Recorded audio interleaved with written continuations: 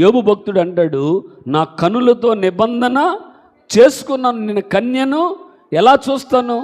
ఆయన ఒక నిబంధన చేసుకున్నాడు, ఇక నేను కన్యకను చూడకూడదు. నా జీవితంలో ఒక భార్యను దేవుడు నాకు ఇచ్చాడు, మరొక స్త్రీ వైపు నేను చూడకూడదు అని ఒక నిబంధన చేసుకున్నాడు.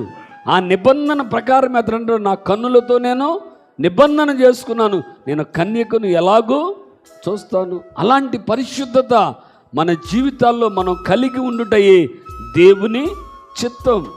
కనపడతాయి, లోకములో ఉన్నాం. ఇప్పుడు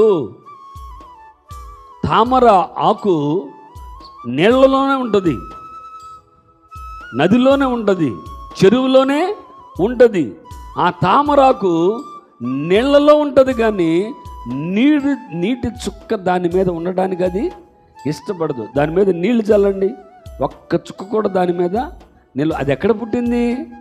నీళ్లలోనే పుట్టింది. దాని జీవితం, దాని మనుగడే నీరు. నీరు లేకపోతే తామర వృక్షము పెరగదు. అయినా ఆ తామరాకు నీరు దాని మీద ఉంచుకోవడానికి ఇష్టపడదు, ఆ మురికి దాని మీద ఉంచుకోవడానికి ఇష్టపడదు, ఆ నీటిని దాని మీద ఉండడానికి ఇష్టపడదు. మనం లోకములోనే ఉన్నాం. ఈ లోకమంతా పాపముతో నింపబడిన లోకం. ఈ లోకములో ఉన్నదంతా శరీరాశ, నేత్రాశ, జీవపు డమ్మముతో నింపబడింది. లోకములో ఏది మంచిది లేదు, ఎక్కడ చూసినా పాపమే. ఇదివరకు సినిమా చూడాలంటే సినిమా థియేటర్కి వెళ్ళాల్సి వచ్చేది టికెట్ల కోసం. ఏమండి, టికెట్ల కోసం.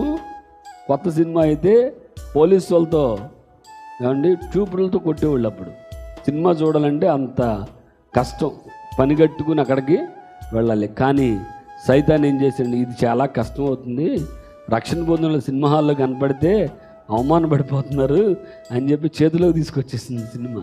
ఇక్కడికి చేతిలోకి తీసుకొచ్చేసింది, దాన్ని చూపించేస్తున్నాడు నీకు.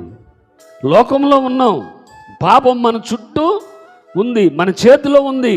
అయినా నువ్వు పరిశుద్ధులు ఉండటం దేవుని చిత్తం.